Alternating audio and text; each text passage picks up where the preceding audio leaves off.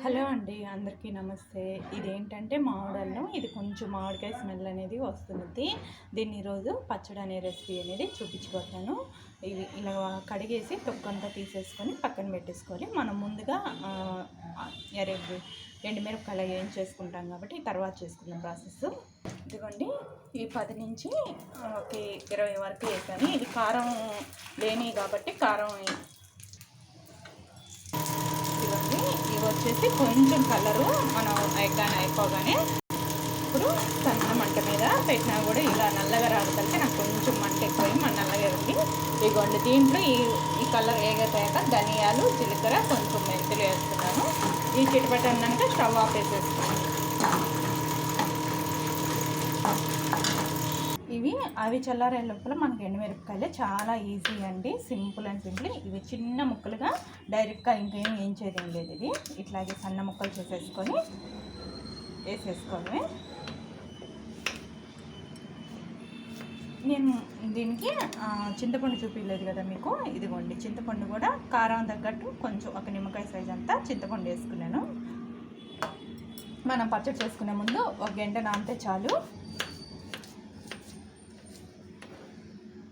ఇవన్నీ ముక్కలన్నీ ఇలా సన్నగా ఇదిగోండి, ఇవన్నీ సన్నగా కట్ చేసేసుకున్నాం కదా.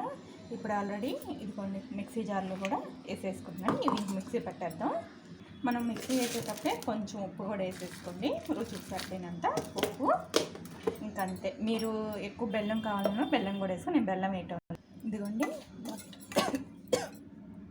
ఇదిగోండి ఇలా మెత్తగా ఇదిగోండి గ్రైండ్ చేసుకొని కొంచెం గ్రైండ్ చేసి ఇదిగోండి. ఇప్పుడు చింతపండు వేసేసాను. మనం చింతపండుకి నానబెట్టేసుకుంటాం కదా, ఆ వాటర్ కూడా వేసేసాను.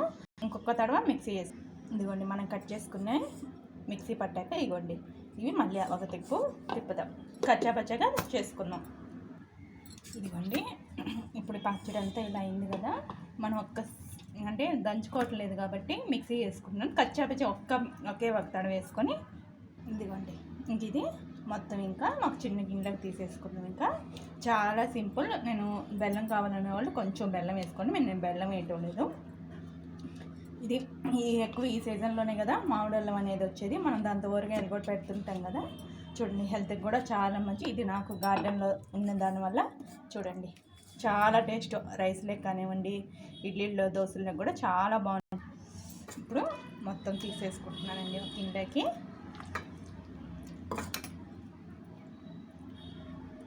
చూసారు కదా, ఇంత ఇంక ఈ రెసిపీ వచ్చి చాలా ఈజీ అండ్ సింపుల్ మామిడల్లం పచ్చడి రెసిపీ అనేది చూపించడం. మీకు ఇంకేమన్నా డౌట్స్ ఉన్నా కింద కామెంట్ సెక్షన్లో అడగండి. చాలా సింపుల్. వీడియో నచ్చితే లైక్ ఇవ్వండి, షేర్ ఇవ్వండి, సబ్స్క్రైబ్ చేసుకోండి.